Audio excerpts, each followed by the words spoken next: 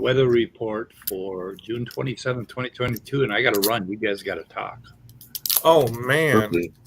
Well, you know, it's always good to talk with Speed and Andrew backstage because, you know, we came to the conclusion that Marvel's Punisher is not an evolutionary scientist, although he really comes in neutral about evolution, unless one of you guys out there and ladies as well who are big Marvel fans can come up with an example of the Punisher being anti-evolution. Well, it depends. Which of the 6 definitions of evolution are you referring to here? Yeah, and there may be there's 3 or 4 different versions of Punisher, and so you have to multiply that times 6. So it gets even more difficult. But that's neither here nor there. So what did you do this weekend, Andrew? I'm always interested in what you're doing. Not really that much, to be honest. We're still having some people work on well, we used to have a fence around one of the sides of our backyard, but now we're having it replaced by an actual concrete wall. So, wow, you're trying to keep the neighbors out? Well, actually, to be honest, I don't know quite why we're replacing it, but I haven't been keeping tabs on it too much. But yeah, they're getting there. It's close to being done, I think. Well, concrete, you have to replace it a lot less than you do wood. That's for sure. Yeah. Well, that was inconvenient. What? I had to run. My ex brought me over Orange Dream ice cream, and I haven't had any carbohydrates for about a month. I'm probably weird. I don't like fruit-related ice cream. I usually prefer fruit-related sherbet, but yeah, I might make an exception with like raspberry sherbet or something, but that's pretty much it. Oh, I like lime sherbet, lemon sherbet, anything like that. Yeah. I love raspberries, but don't you dare put raspberries in anything. like raspberry flavored shit just drives me up a wall. But I like raspberries. But anyway, do you remember Dreamsicles? Or have you ever seen one? They were orange cream ice cream. You mean like the orange popsicles with like the white cream stuff inside? Yeah, they're maybe not the exact brand, but like I know what you're talking about there. I eat them all the time. Anyway, I just got 2 pounds of Dreamsicle, and I'm probably gonna eat the whole thing. Anyway, boys and girls, what were you talking about while I was missing? Punisher or something. Yeah, well, I was reiterating what we learned about the Punisher not being an evolutionary scientist, and then we calculated the odds of the Punisher being an evolutionist. Given that there are 6 different definitions of evolution, according to Ken Hovind. Yeah. Also want to highlight Nerdy Rodent's comic hero, Space Bears. We're Space Bears. Space Bears. Oh, Space Bears. You need to have your Space Bears in the right place. You need to water them with the right amount of calcium. And I don't know what I'm talking about here, so go on. I don't know what the fuck a Space Bear is. I'm thinking of a cute little Care Bear with a helmet. Maybe he means tardigrades. That'd be cool. Yeah. Why did they send chimpanzees into space when they could have sent bears up there? Yeah. Bears would be more likely to shred the inside of the capsule. Yeah, probably. Anyway, so I'm not going to link this video because this guy is just a dumbass. Okay. And this is he spends, I don't know, 5 hours and 20 minutes picking on liberals about Roe v. Wade. Is that a Christianity Today broadcast or something? The CT back there makes me wonder. Chaotic Truth Live. Well, I didn't even want to say that. Oh, I'm sorry, man. But anyway, so he's complaining how dumb liberals are, but listen to what he says. It's pretty amazing. I believe that the people who are crying about this being overturned, they're stupid. They're stupid. They're dumb, and they're dumb for a multiplicity of reasons. One of the reasons is that if your mom was pro abortion or if she was pro choice, you wouldn't be here, dummy. So now, isn't that brilliant? If your mom was pro-choice, she would have. Okay, if you're pro-choice, that means you can't have children. Yep, I mean, that womb just dries up. It's just zip. What an idiot. And then he goes on, but you know what? Fucking conservatives, for Roe v. Wade, and you were just wringing your hands over all these little babies that were dying for so many years. Well, why in the fuck didn't you get behind legislation that would have given young mothers government paid for childcare so they could work or go to school or pay for education or in some ways support young mothers, basically? They were so just absolutely heartbroken over all the murder going on that why didn't they fucking pass legislation that would have made it easier on so I haven't been keeping tabs on this. What's the latest decision been? Roe v. Wade, they overturned it. What? Oh, okay. Uh-oh. Do you live under a fucking rock? I guess so, given what I've been studying lately. Yeah, you've missed pretty much a historic moment there. Yeah, it was like if there's one thing you should know about me, folks, it's that I don't do politics. Yeah, but I mean the news and everybody in the world's talking about this thing. Really? It's just we've stepped back 50 years in time, back to the early 60s and 50s and 40s. Oh, right. Yeah, and and more is coming. I mean, more is coming. They the M with a W there. So the coach that was leading his team in prayer basically ended up in the Supreme Court, and they found in his favor that he can lead his team in prayer at school. And what was it? Who's the asshole? Clarence Thomas. Is that his name? What That's the asshole. Yeah. Okay.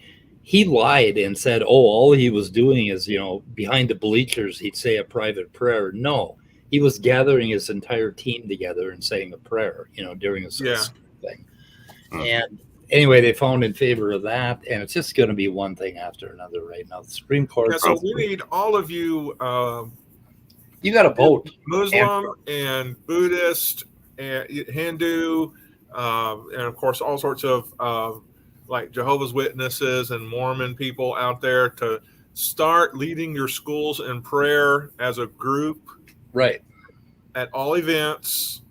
And anytime somebody says, no, that doesn't represent our school or whatever the excuses are given, then you need to protest because, and also we need atheist groups to come together and offer times of reflection or prayers to the universe or whatever, just to illustrate these blatant attempts at fascist theocracy or whatever form they want it to take. Yeah, and Andrew, read what Totally Not Bond said. When people ignore politics, they don't vote. Then things happen. Yeah, that's you true. need to vote. You need to vote. Fair enough. November and 2 years from now, you need to vote every goddamn time, and you need to tell all your friends who just, basically came of voting age to get their asses out there and start voting, because bad shit's going to happen if we don't.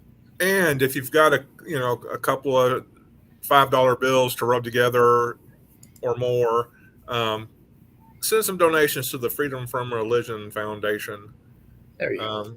I think the website's ffrf.com or .org or whatever. But yeah, send them because they do civil liberties kinds of action, and they're going to need really to step up the game to to be able to have an influence in this Supreme Court environment that we have. So the first video I linked today is Randolph Richardson. Yay! Yep, there's a group of people that were not sure God exists. Can you convince us? So that was from. Wait a minute. Why do you have July 10th? Because that's the next one. That's the Oh, that's when the fortnight is up, and there will be a another one. They had one this past Sunday. yeah. It was a good one. They did a little too much with Otangelo, but Oh, they had him on again. they had him on again. What I he said. really think they need to like get several of those things out of the way before they let somebody like Otangelo on, who literally read from a script. And so anyway, Yeah. and it was about a Do you expect biogenesis. anything less? Yeah, there's nothing about disproving a biogenesis that constitutes evidence for your deity. So they were, they Oh, really let him he get just off went on track. the A-bio wagon again. Yeah, he wanted to correct something Yeah, that Tom doesn't Jump help. had said to him in a debate at some point, or something like that. And Why is that relevant when he's talking to Randolph? Right. That discussion wasn't relevant to that channel or what they were doing. I'm surprised. they let yeah. him go on. Yeah. I don't know. I don't know. Anyway, Something tells me that's going to summon him later today. So there is a video called "The Real Truth About the Geologic Column," refuting the critics with Dr. Dino. Maybe we should add an extra real there. The real truth. The real truth. And Andrew Cumming decided to write an encyclopedic entry. Hey, you should look at all my comments on these videos. They're pretty much the same. Yeah. So do you want to address this or read it, or? I don't know. Do you want me to read it? I would like you to read it. That would be cool. Okay. I'm going to make it full screen for a minute here. Okay. I guess what are we going to go paragraph by paragraph, or how do you want to do this? Probably need to interrupt it here and there and comment You're in charge. on it. Sure. Okay. Yeah. So I put here, beyond the information that I gave while actually present in the stream, because as anyone who watches this channel knows, I actually talked with Kent Hovind in the stream. I wanted to go back and make note of a few things that George Bond said which require elaboration. So sorry, George, I'm calling you out here. Specifically, I will be addressing the main points he made regarding flume deposition experiments carried out by Guy Bertholdt. I'm sorry if I'm mispronouncing your name, sir. And other younger creationists. I will explain why the work based on these flume experiments is not as revolutionary or completely unexpected as creationists make it out to be. And hopefully anyone reading this will come to the same conclusion if they are unbiased and well-versed in the basics of geology. I should have put their sedimentology in particular. Okay, so any comments on that so far? Probably not. Nope, other than that, George Bond is, God, he does a lot of work on this stuff, and he comes up with a lot of garbage. So yeah, well, I do give him props for having me, letting me take the time to look at this and getting me, I guess, versed on it to begin with. Yeah, he like I say, he does a lot of work. He's very serious about this stuff. So yeah, the geology stuff in particular. Yep. Yeah. All right, so the first claim made from these flume experiments is that sediments can be deposited quite rapidly. This supposedly demonstrates that the idea of slow, gradual deposition of sediments proclaimed by uniformitarianism is wrong, and that the global flood of Noah is valid. There is just one problem, though. Nobody uses this type of uniformitarianism in geology anymore. It is true that some sediments can be deposited fairly rapidly. By the way, if you guys want to interject, just let me know. Geologists have admitted this for decades now, say when local rivers flood their banks or sand dunes quickly slump over, or just to add a few other examples, like an asteroid hits the Earth and deposits a layer of iridium, or a flood basalt eruption occurs, like the one in Siberia that ended the Permian period. But slow, gradual deposition can and does also occur. Modern uniformitarianism actualism acknowledges that the rate of sediment deposition can vary. Moreover, However, clearly not all of the sediments deposited around the world have resulted from fast-moving water, as would be the case in a global flood. Aeolian deposits, in other words, deserts, originating from wind-blown sand grains are an obvious example of this. So, anything so far? Let's see. Okay. You're doing a great job of reading it. Oh, Yes. thank you. You're doing good. Okay. Go ahead. Gotten better at it. Yeah. All right. Could you scroll down a little bit so I can read the next part? I can. Okay. Let's see. All right. Are we there yet? Okay, we're there. Yeah. Okay. And I'm just filling in the spaces here based on new information I've gotten since I wrote this. So, all right. So the other claim made by George in this video is that these flume experiments show that Nicholas Steno's law of superposition can be violated. For one thing, to claim that the fact that this principle can be violated does not show that this principle is always violated. So just making that point clear. Yeah. This is simply a case of hasty generalization. Furthermore, the fact that these sediments can be deposited laterally in the direction of a current doesn't actually violate the law of superposition when used correctly. For decades, even centuries now, geologists have recognized that sediments are not always deposited in a perfectly horizontal manner. River delta environments are a good example of this. I will also note that let's keep reading. As sediments from the river mouth move out into the sea, they are laid down laterally. And I'll just note that in conjunction with this, it can happen in the delta, or it can happen on the continental shelf, for example, as more and more sediment accumulates, eventually due to either an earthquake or just the sheer amount of sediment there on the slope. It eventually undergoes an undersea landslide, basically, and Yep. forms these formations called turbidites.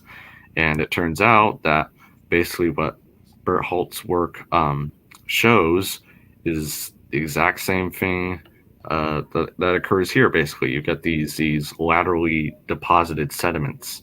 So this isn't really a thing that geologists haven't known about for a while. It's not that revolutionary, but anyways. All right, so as sediments from the river mouth move out into the sea, they are laid down laterally. However, the law of superposition only applies in a vertical direction. So everyone, if you're going to take away one point here, it's the law of superposition only applies in a strictly vertical direction. Okay, so just take that away from you. In this case, the principle still holds for a delta or these other turbidite formations. Older sediments are deposited first, and younger sediments are deposited on top as the whole configuration moves out into the ocean. The picture George shows where the layer to the right, and if you look at the video, you'll see what I mean. The layer to the right and the bottom is younger than the layer to the left and the top is simply a misapplication of the law of superposition. As such, everything else George says and the rest of his argument comes crashing down. So yeah, the flume experiments displayed in this video are not that surprising to actual geologists in the field. Now, the real question is, will Bertholdt and the creationists who taught off his arguments ever admit to these errors? Probably not, but I remain optimistic. And I will note that Bertholdt is an actual sedimentologist and he does some good work on this subject, but he is obviously in error. I should have made this clear. He's in error when he claims that this can explain all geologic deposition and formations, and that accounts for the global flood, for example. He's obviously incorrect about that. Right. And So, the other thing that George Bond and et al. Refer to is basically this Colorado School of Mines has done a bunch of experiments with flumes and all sorts of sedimentation experiment, and they claim it backs up young Earth creationism. Yep. But so there's this research group that I found. What is that? PIRET, PLINK-BJÖRKLUNd research group. Welcome to our research group. And what they do is, let's see, what do we have here? Where do they say it? Let's see. I see they mentioned river discharges there. Exactly what we just said. Let's see. With the aim to improve our ability to interpret the sedimentary record in an objective way and to integrate the deep time perspective on non-stationarity into geomorphology and climate research. Deep time. Wonder. Anyway, so there's I'm going to be looking into this because I want to see their papers.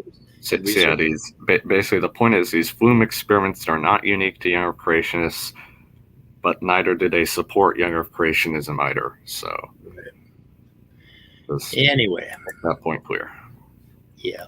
And the thing about rivers, edges, and deltas, and basically deposits that are flowing into oceans, and particularly oceans and lakes, or things with a lot of waves, there's a morphology, and it's really complicated. It can end up in a number of different shapes, depending on the waves, depending on the slope. If it's river dominated, for example, or dominated by the ocean waves themselves, or landslides and things of that nature. So, and they have worked this out. I mean, they have mathematics and physics behind this that is so incredibly.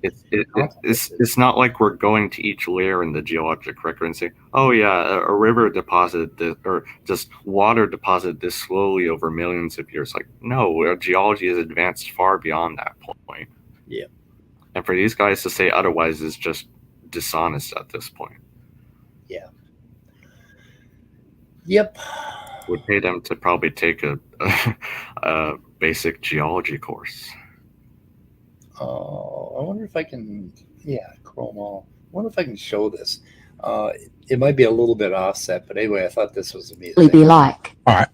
How do you open these?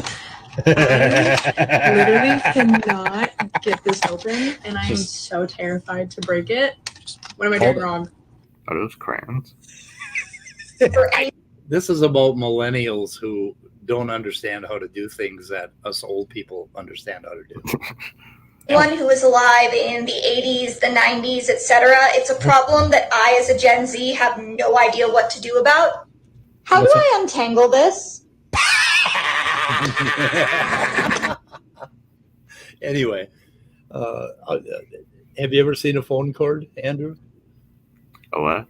Have you ever seen a tangled phone cord? I guess we don't use those anymore, do we? Right. You can do that in one easy trick. Yeah. Anyway, it was kind of funny. I thought it was cute. Yeah. Oh, let's see. Kind of funny though. Oh, then there was my hangout with Rebecca, which I. Did Sal do something? Well, he did what did he do? Did he do a review in contrast to your review? He's done a lot of things. He had a hangout with Paleologos, Peter. Ooh, nice. And apparently me and Peter are going to be talking after July 5th. So Peter is pretty interesting, but there was a whole bunch of stuff. Anyway, I just want to say I'd love to get Paleologos on here so we can talk about some of these geology things. But anyways, we are going to get him on. So okay. Yeah. You said it was on July 5th, or it has to be after July 5th? After July 5th. Gotcha. So it's not like nailed down. So we're going to talk about genetics and whatever else. So he also has some things to say about the geologic column, I think. Oh, goody. Yep. Anyway, so the only thing I wanted to point out in Cell's stream with him is Cell goes on and on about Dan Garrar said, if ENCODE is right, then evolution is wrong. So apparently they're claiming that this comes from a paper called On the Immortality of Television Sets, Function in the Human Genome According to Evolution Free Gospel of ENCODE, right? So anyway, Dan Garrar got really pissed off at ENCODE in 2012 when they came out and made a bunch of public statements about 80% of the genome being functional. And since then, ENCODE has retracted it. But Cell keeps going on about this Dan Garrar quote, if ENCODE is right, then evolution is wrong. So I went and looked in this paper, And all I could find is this. If ENCODE is right in the claim that junk DNA does not exist, Are you then it trying would to seem share a screen? no. Oh, okay. I'm reading something. It would seem sensible to assume that organisms with much larger genomes are also devoid of junk. And of course, he's talking about the onion and various fishes that have extremely large genomes. Right. That's what he said. Now it turns out that let me see here if I can. Okay, International Conference on Creationism. So, is that the one? I'm not. No, that's not the one. Okay, I gotta find. Okay, it's right here. Okay, so where that quote came from is Dan Grar. Let's see, junk DNA proponents like Dan Grar were upset at the time, admitting, as Jonathan Wells reported, if ENCODE is right, evolution is wrong. So this quote comes from Jonathan Wells secondhand. So we don't have any evidence that Dan Grar really said that, but Dan Grar got pretty mad about the whole thing. So I'm guessing that he could have blurted something like that out. And Jonathan Wells may not be lying, but I mean, it's secondhand information. So Dan Grar never actually created a paper that said that, as far as I can't find the quote anywhere other than creationist site. So I wish Sal would quit misrepresenting him. I mean, if he got hot-headed and said this at some point, it was because if you look at, well, I can show you the paper, the television set paper, and we can look at. I'll put the link to it and the title to it in the private chat just now. To the paper? Okay. Yeah, academic.oup.com. Okay, good. Let me see here. I got to get rid of. Oh my God! I wish these people would quit texting me. Okay, so let's see if I can put that. Quit. PDFS. I say click, whatever. Okay, so I want PDFS.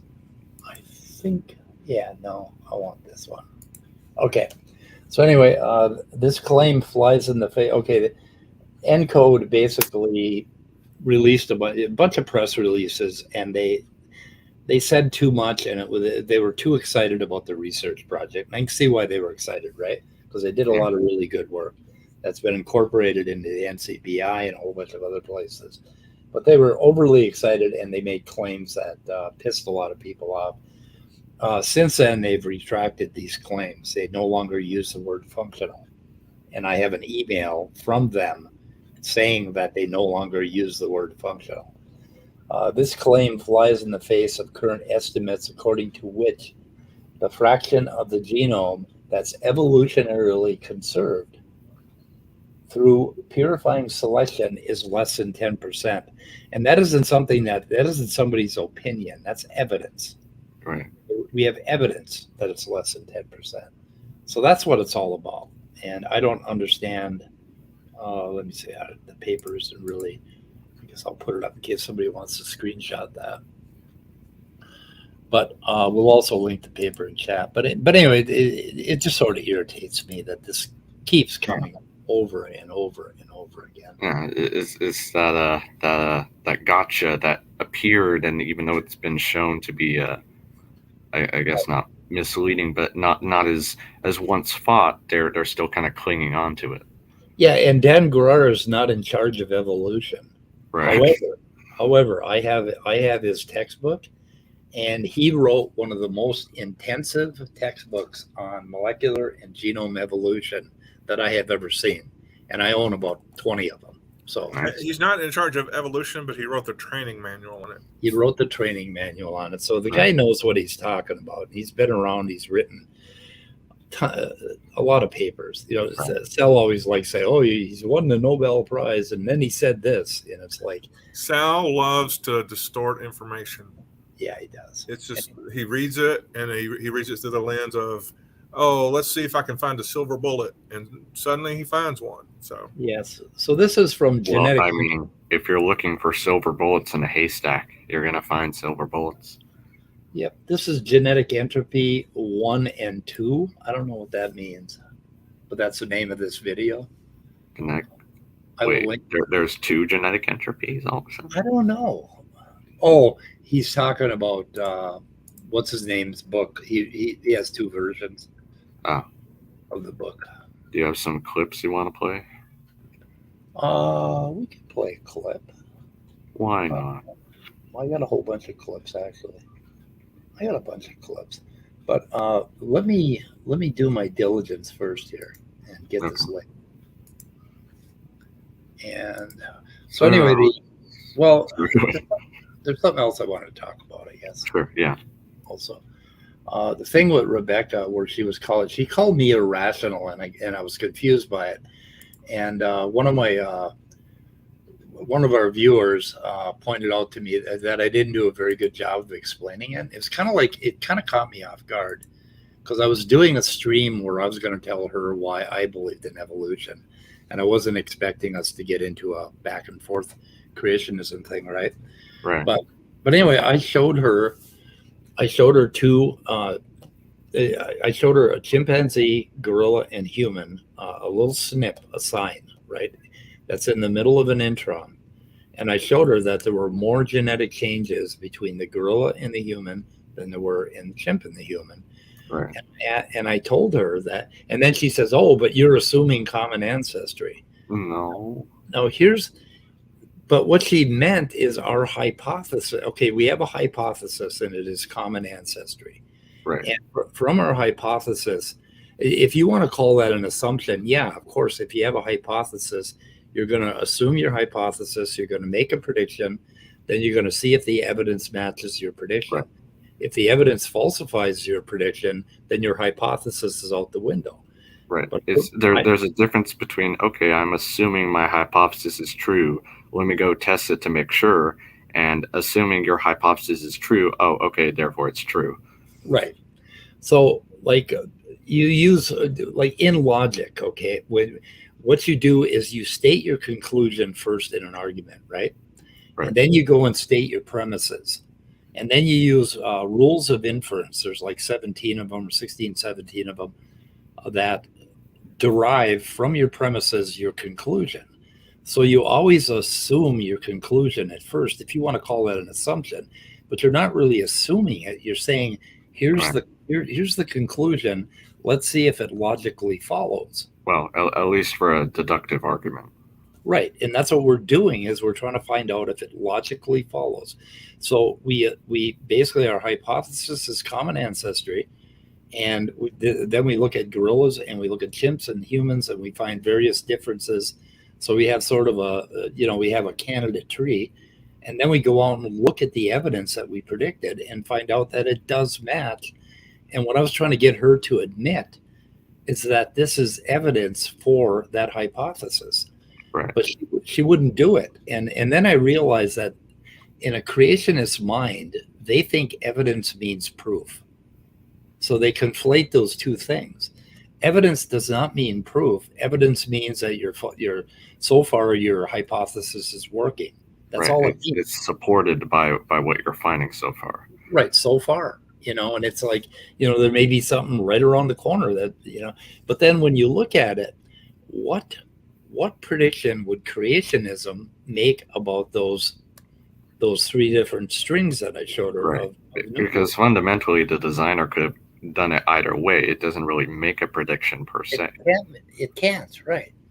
And so the only thing that they could say is, well, the designer had to do it that way. We don't know yet why. Right. They have to say it's compatible with my beliefs, basically. Right. They'll say that it has to be functional. So because it's different, they'll say it has to be functional, because we have these differences. So that means that there is something about the phenotype of a gorilla, a chimpanzee, and a human that relies on this one little strand I showed her of, 50 nucleotides, right? So that little strand right there has to have, according to their prediction, would have to have some function. It would have to make, gorillas hairier than chimpanzees, or I don't know. It would have to do something between the 3 of them, right?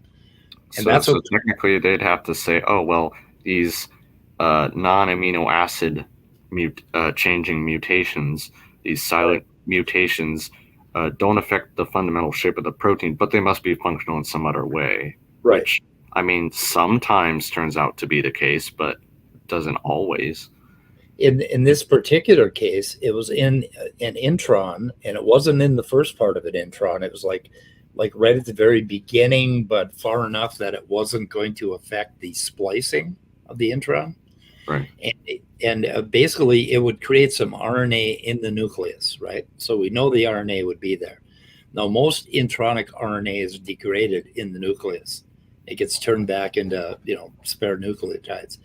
But they would have to claim that RNA had something to do with the phenotype, and they would have to prove it. And then after they proved it for that one, they would have to show the same for the other 1.8 million Right. that have the same pattern. And they're going to say, oh, well, the trend is we're finding more and more functionality. So, but no, you can't. That's not a prediction, not a hypothesis. You have to have a way to test this thing, right? And that's why it really kind of got my goat. Yeah. And kind of got her goat too. I think he was irritated with me. I don't know. Well, it just it really shows when you say stuff like that you have a misunderstanding, subconscious or not, of how science actually works, how it makes predictions, like you said, how the evidence isn't absolute. It's supportive of one idea over another.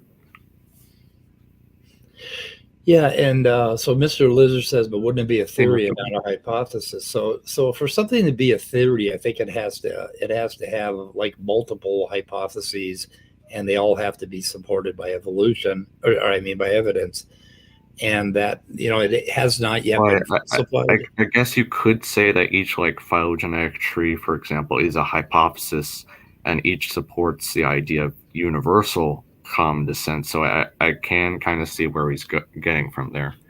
Yeah, but a theory involves a whole lot more like mechanisms, and a theory will generate all kinds of statements about how stuff happened, and it has a whole lot of mechanism in it. So a theory is a little richer than a hypothesis. So a hypothesis would be something lighter, basically. I think that you'd stick out.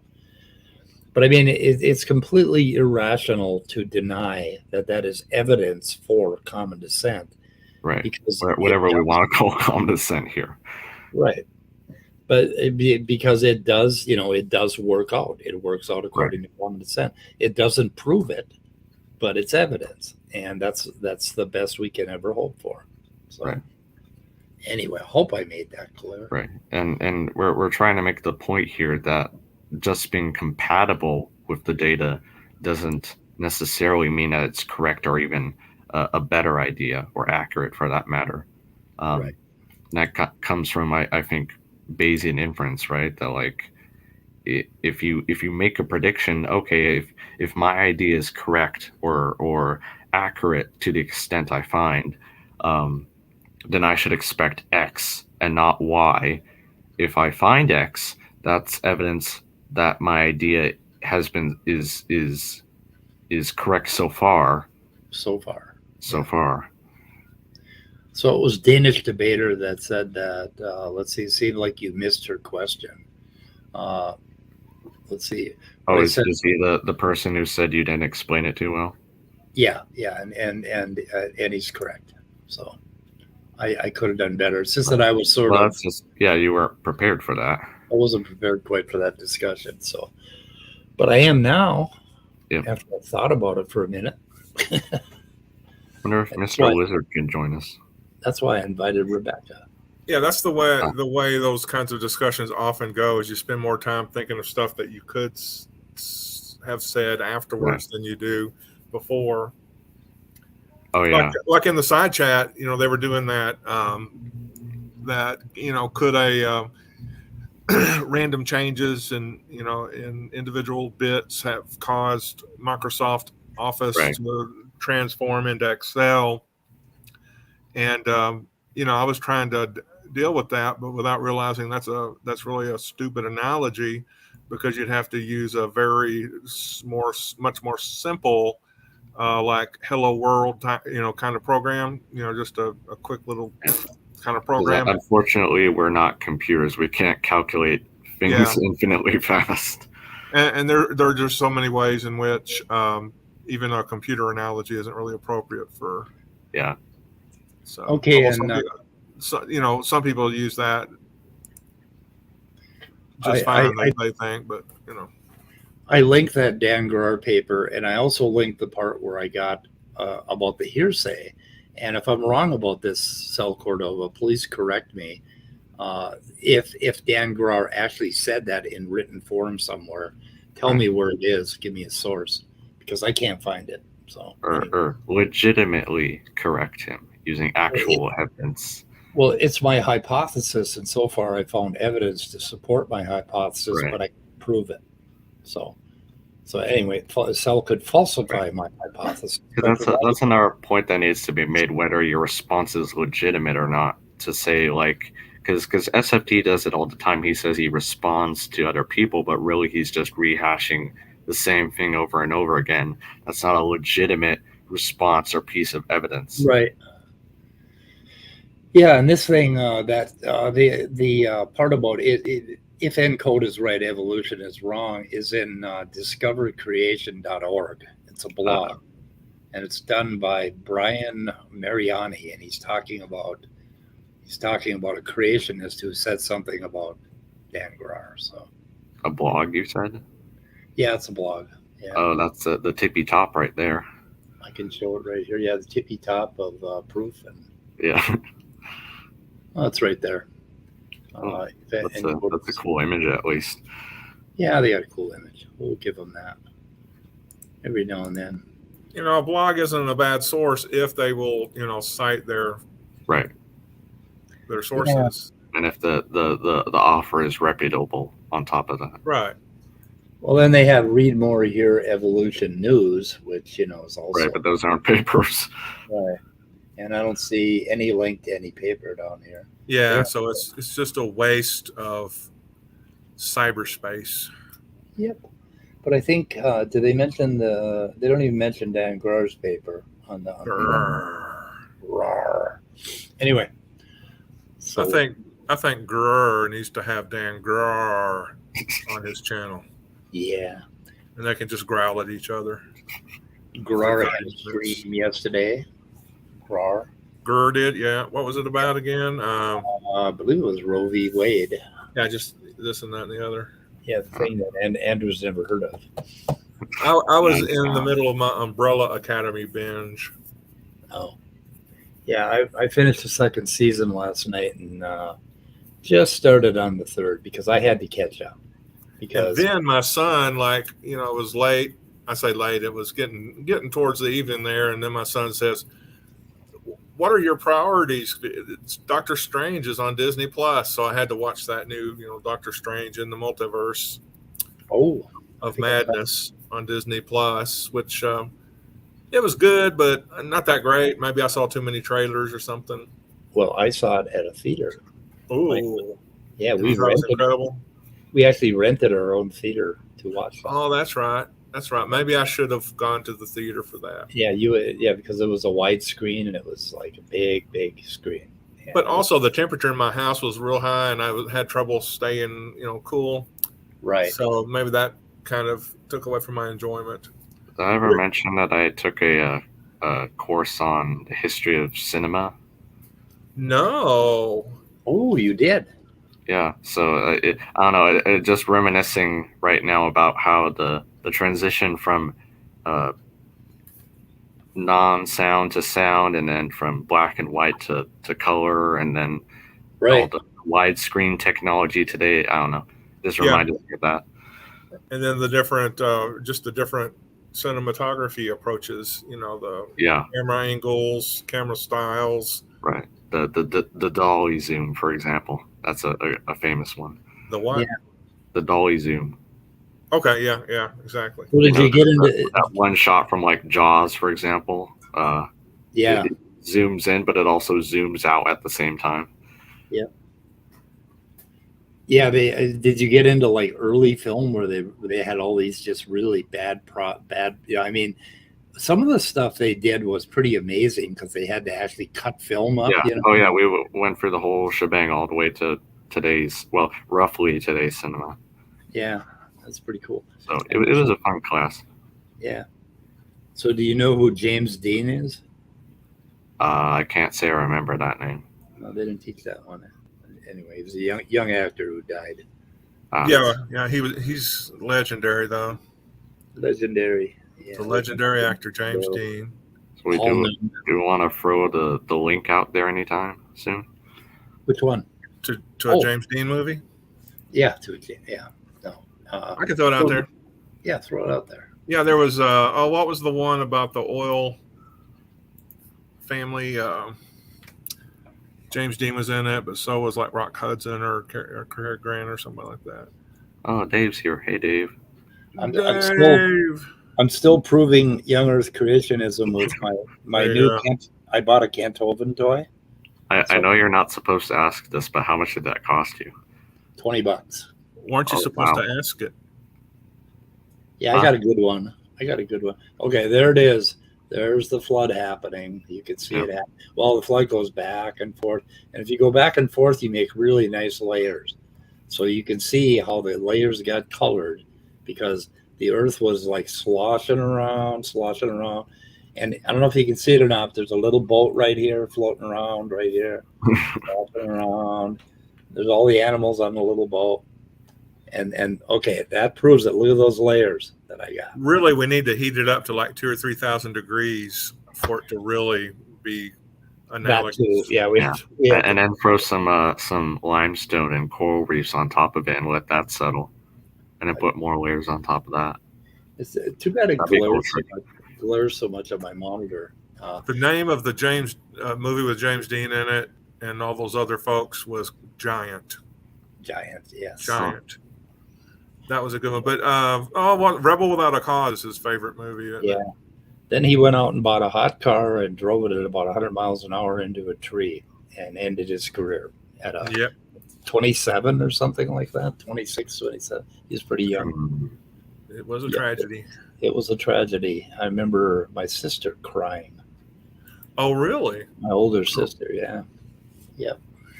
I've never really cried over the loss of a celebrity. Well, she had posters on her wall and everything, So yeah, I was never a poster on the wall kind of guy. Yeah, I might have had a Farrah Fawcett poster. Maybe I'm not sure if that was that him. Pretty sure might have been. Anyway, dog.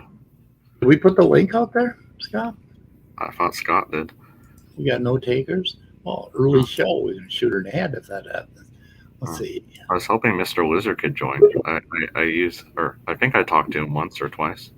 Maybe. I think on Neff's channel back in the day. We got somebody here. Except I can't get their names. Put the names on. I'm trying to put the names back on. Shift T.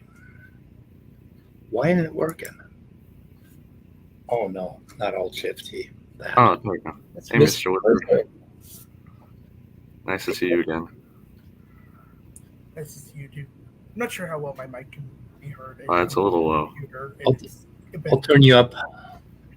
I'll turn you up as high as you can go, okay? Try now. All right. Hopefully that's better. Yeah, that's as high as I. It's been weird. It's been weird with that because my phone mic broke, so I had to rely on this using the computer mostly whenever I can get on it. Yep. It's pretty bad, but that's okay. Yeah, I got you cranked up. Yeah, I bought a Canthoven toy. What's that a picture of, by the way? Hold on, let me give you a second. Is that like a sponge or a coral or something? It looks like my mom.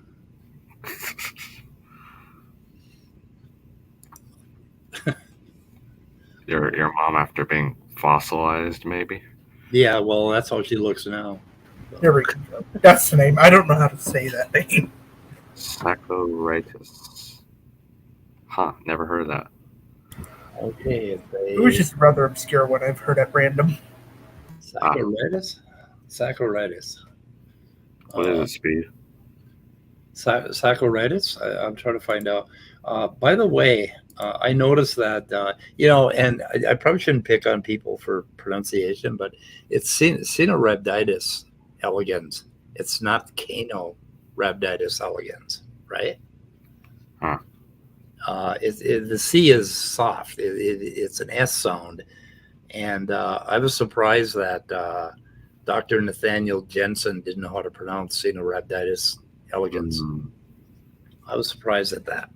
You would think that somebody who worked in biology constantly would at least know that much. So I don't know, but maybe I don't know. Maybe it's the whole fungi thing. I don't know. Yeah, well, it could be, but I don't think it is. There's one way to pronounce it. Ooh, that is a little fucking monster. Jesus. Okay, it's called a bag, Sacchus. So it's wrinkle bag. Or bag wrinkle, Saccharitis coronarius, from the Latin of the crown, having lived 540 billion years ago in the Fortunian stage of the Cambrian period. Yeah, she's cool. So I will link that just for the hell of it in our description. How about that? So Mr. Lizard, what do you think of the geology subject so far in today's stream? Any thoughts or? Just pretty interesting overall. I will say with the whole Hoven toy thing, what is it with Young Earth creation is always needing to use props?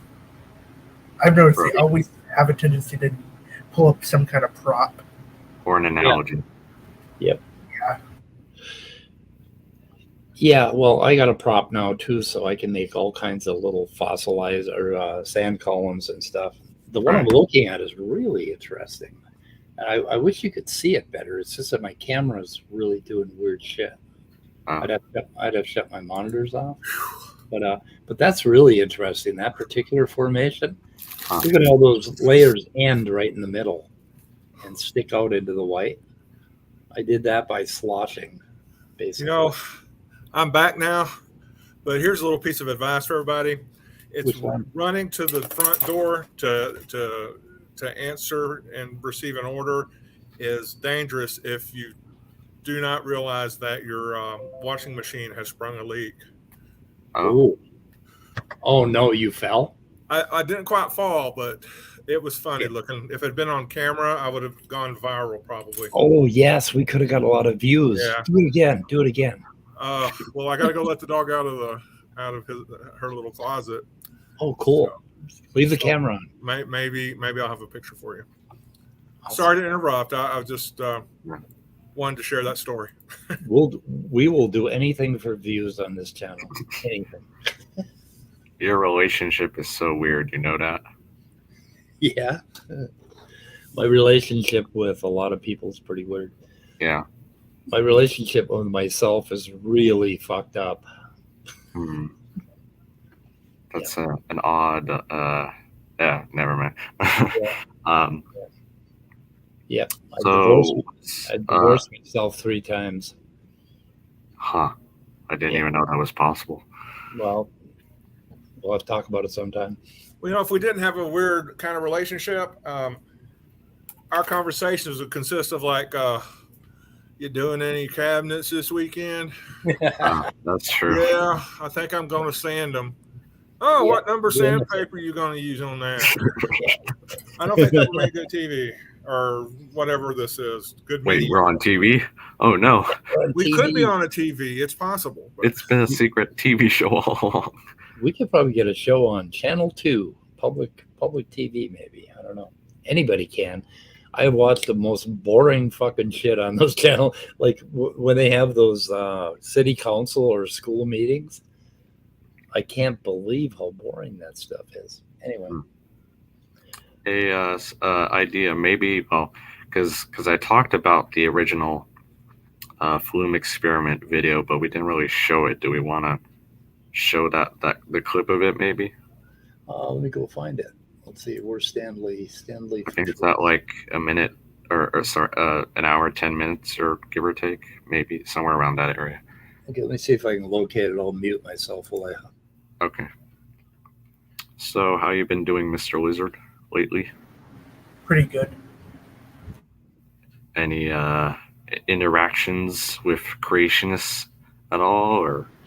Not much aside from Nephilim Free, like completely going silent on his channel. I really don't care to watch like SMT that much at all.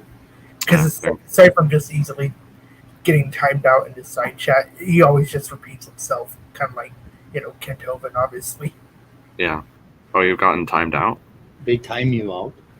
Yeah, at times. They timed me out a lot. Yeah, I remember seeing that. It's like it's kind of hard to even chat with anybody there. Yeah. They're ruffians over there. Is this it? Yeah, I think so. Yeah, that looks right. Okay, let's see how long before they get into it. It's just like a few. For our friends at Creation Research, John Mackay, Jason Hubbard, Diane Eager, and the rest of the team. Now, I've actually donated to these flume experiments. Most people haven't really heard about rotary flume experiments. Okay, we've all seen, or hopefully we've all seen the linear ones, but this is what can happen in a rotary flume. Not only the layers actually reproduce, but also the landscapes. Now look at these landscapes. Some of you might actually sort of fit those landscapes in something that you've seen on the Grand Canyon or somewhere around the different parts of the world. So that's a rotary flume. Vaguely. So the other thing that we have found, not just the Creation and Research Mob or ICR, etc., but even secular universities. Okay, that's the picture I was talking about. That's it. Yeah. So here he shows, or the bottom picture there. The oldest at the top left, and the youngest supposedly at the bottom right. Okay, how the hell? Oh my God! How the hell that happened? How did they end up getting the oldest at the top? Well, it's not actually because this is what I was talking about with the law of superposition. He's just misapplying it here because if you were to look going from left to right, then the deposit to the right was deposited there. The sediments there were deposited there after the ones to the left because that's just how the current moves. But that's not how you apply the law of superposition. So, for example, if you were to look at the right over there, the one that says youngest, going from the bottom up in a vertical sequence, it would actually be the oldest, right where it says there, and then youngest up and up. So like I said, it only applies in a strictly vertical direction. So you can't go from left to right in a lateral direction and say, oh yeah, these were deposited first and this section here was then deposited, therefore it's younger. No, that's not how that doesn't in any way violate the Steno's principle of superposition. Right. So that's what I was talking about. Yeah, and the other thing is you see those layers there, the white and the dark? Yeah. Those are sorted by density. Basically, when you like this little toy I have, they have like 5 or 6 different densities of material in them, right? Or maybe 2 or 3 in this one, but some of them have up to 7. And if you shake it up, it's gonna basically the densest ones are gonna drop first through the liquid, that right. Sort of thing. But it has to be. But if you're shaking it back and forth, then you end up with these every other layer. Right. And if we look at an actual piece of sediment, it isn't sorted by density, not ever. Right. It's sorted by what wore out first or what deposited first. Right. What kind of environment it was in before another environment then replaced it. Right. The only time like sea levels change all the time, so you get different environments depositing different sediments at any one point. The only time density is going to work is if you have a little $20 toy from Amazon. Right. It's not going to work in the real world. Right. They shake it up, and it's just it really is pretty weak, but it's very convincing for them. Right. Well, because I mean, here in these flume experiments, they just use pretty much sand, silt grains, for example, but that's by no means accounts for all the different types of sediments and sedimentary rocks that we get in the geologic record, or even today. Like, of course, not all rock formations come from these small sand grains getting deposited laterally. Like, it's no one, yeah. And the differences in color are going to be differences in the mineralogy and the chemistry at the lakes, or the deposition, or what's eroding. And when you look at it over hundreds or thousands of years, you're going to end up with a lot of differences and layers that are put down. But you're not normally, like, if it deposits very rapidly, you're not going to see those fine layers. Right. You typically find these like conglomerate layers where they're very poorly sorted, for example. Yeah.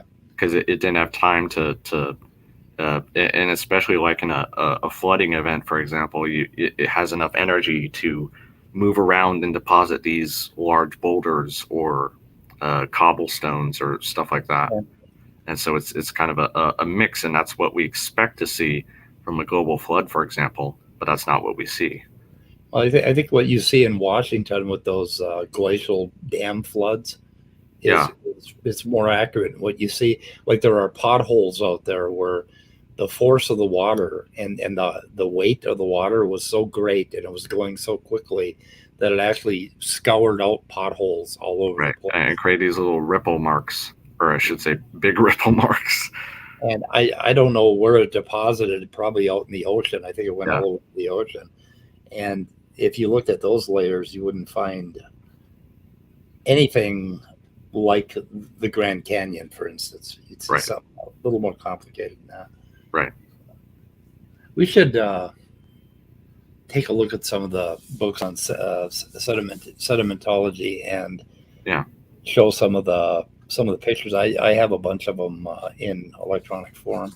Yeah, I will note that these the glacial outburst floods you talked about, and that's a good subject because it's one of the because this was discovered back in like the 1920s, 1930s, I believe, when this hypothesis of a large flooding event across the Pacific Northwest was first proposed by Burt's, I believe, and it was still at that time where this kind of Lyell uniformitarianism of slow, gradual processes at the same rate all the time was still pretty common. And of course, nowadays, or this, among other geological phenomena, shows that that's not the case. And that's why we don't use Lyell uniformitarianism anymore, or we don't adhere to it. Now, a long time ago, I read that the Minnesota River Valley, which is right outside my door, was carved by such a flood event, basically an ice dam breaking. And I think they said there was an 800-foot wall of water that dug this valley in about a day. Oh. And it's a couple hundred feet deep, deeper in spots. And what it does is it actually melts the rock because of the force of the water. It'll actually melt out the rock. But outside my door, in the valley, what I don't have is deposition. Right. Okay. In fact, I don't think you'd be hard pressed to find out where that water went or where it deposited. It probably spread out over a plain very thinly. Right. Some of it goes into the Mississippi River. Right. But the thing is, or in our cases, like you said, goes all the way to the ocean. Right, but there's layered rock out here, and in between those layers are fossils. All kinds of fossils. So it blasted a hole in sandstone, or blasted a valley out of sandstone. That's what you would expect to see, that kind of catastrophism. Right. And yet it just dug the Minnesota River Valley, which is about 1.5 miles, 2 miles wide. It did not. I mean, so I don't think it was a global flood. Right. The valley would have been a whole lot deeper, and it would have been a whole lot, more mixed up. There's so many reasons to get into it, and the more that I look into it, the more it just seems, okay, what are you even talking about right now? Well, I notice they do this, the same thing with genetics. they have these little one-off things that they come up with. Yeah. Like, look at this. This proves it. This proves our position over yours. And it's like, nope. Yeah. Nope. You got to do better than that. Yeah. I don't know. That's a no-no. You don't look at one-offs. You look at the larger body of evidence. Yeah. Yep. So, Mr. Lizard, you got anything burning your mind you want to talk about? Not really. Just came out show, and I guess. Oh, good to have you. Yeah. The Nerdy Rodents comment here. Maybe it was just a really small, shallow global flood that didn't quite reach everywhere. Maybe. Yeah, that's I guess that's a possibility. It'd have to be really specific, though. Oh, that's actually makes me think of, like, you're talking about, like, all these different forms of, ways things happen, formations are formed, and rivers being, formed rapidly. Right. And quite often they'll try to say, like, many of these, formations and stuff we find throughout the geologic record, or the whole Grand Canyon thing, which is often, like, attributed to like, I forgot what it was, like a river or something. Right. I don't quite. The Colorado River. Well, they'll try to say no, it's not. It was all by the flood. Yet then they'll quite often use examples of, like, formations and stuff being formed rapidly, or examples of it being formed, particularly by water. And then they'll say, see, this proves that it could have happened by a global flood, which they say that, but at the same time, it's like, well, it happened by itself without a global flood. Why couldn't it just be the same case for all these other examples that you keep pointing to when it comes to formations like the Grand Canyon? Right. They are obsessed. Often point to, like, Mount St. Helens, for example, and the mini canyon that formed there. Yeah. So basically through ash, like, and I don't even think it's layered. Yeah. For those of you out there, ash is not the same thing as sandstone. It doesn't carve the same way. And they're obsessed with the Grand Canyon for some reason. And the Grand Canyon, so basically the flood had to lay down all these sediments, and then it came along again and carved the canyon. Maybe they're saying it deposited them, and then as it swept back, it kind of carved the canyon. I guess so. So it kind of, like, retreated like a large tide, basically. But would that have carved a canyon, or would that have carved out, like, the entire plain if it swept back? I mean, because the water had to be spread across hundreds and hundreds of miles, not just this little narrow canyon, 10 miles or whatever the hell it is wide. Well, one reason we know that it was formed from, or we're pretty sure, I should say, that it was formed by the Colorado River is because you get all these in the canyon, these sweeping curves, which is the exact thing that rivers do as they meander to and from. Yeah. How would a large flood sweeping back, or basically draining out across the entire continent, how would it carve just this one little canyon? Where are the other canyons? Right. Like, why did it form here and nowhere else? Why is a Grand Canyon considered one of the 7 wonders of the world, and there aren't, like, 50 of them around? Right. I mean, should have been more. I don't know. Anyway, oh my God, what are we gonna do with these creationists? I don't know. Are we still on the putting them in a glass container idea? Or didn't you say that at one point? Yeah, I don't think. Nobody is going to let me talk about my solutions. Yeah. Probably for a good reason. Well, one suggestion is that they take all the basically the Republican states and secede from the Union. That's one idea.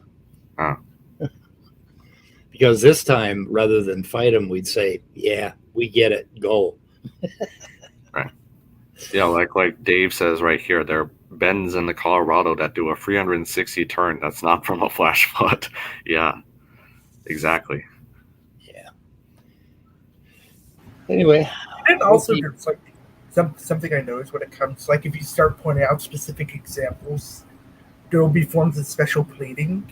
Yeah. And it has to do, and part of it has to do with, like, many of them will say like the Ice Age, like you'll have some that's like Kent Hovind will insist like all the fossils period were formed by the global flood, but then you'll have others that will say, well, the fossils around the Ice Age were not formed by the flood and they were formed after the flood and stuff like that. And then so they'll create some legroom for themselves, but then you'll talk about like a Jurassic layer involving say the formation that created fossils like the famous Archaeopteryx fossil and the conditions that were required for it. And they point all that out, and I pointed out to a couple before, and they basically made special pleading that it wasn't formed by the global flood, but formed after the global flood had already occurred. Yeah, that doesn't work. Yeah. Wait, how would that even work if it was like a because it formed in like a shallow little lagoon, basically, right? Yes, a stagnant lagoon with toxic brine, basically killing anything that went inside of it as well. Yeah, that's quite a pickle. Literally. Can we wrap her up for the day? Sure, unless do you have anything else you want to say, Mr. Wizard? Not really. Okay. Yeah, I think I'm done too. So Yep. Sure. Okay, guys, we're gonna shoot her in I the got head. something to say. Oh, you? Boy, Yeah, life can't be all working and no play. really? I don't know what you're talking about. Yeah, that's true. I'm gonna go watch The Boys first episode. I think my son insists that I have to watch the first episode. So, even though it hasn't completed yet, I don't think. I don't believe it. It definitely, to me, it hasn't, in my opinion. But right now, I'm not confident about the number of episodes they put out every season. Yeah. Yeah, I don't know either. I'm not sure. Anyway, okay, guys. Sorry, one more thing. I like what Dave says here about Eric Hovind, and like for some reason he thinks the river had to flow uphill and then down again to form the canyon. Like, isn't he forgetting that like the river is what eroded the spot in the canyon to begin with? Yeah. Yep. Well, John, you're late. We're shooting it in the head. Well, yeah, I just came in because I was going to talk to you after I thought you ended the show. We're working on it. Okay, guys. We're ending now. Bye. Bye. Goodbye, cruel world.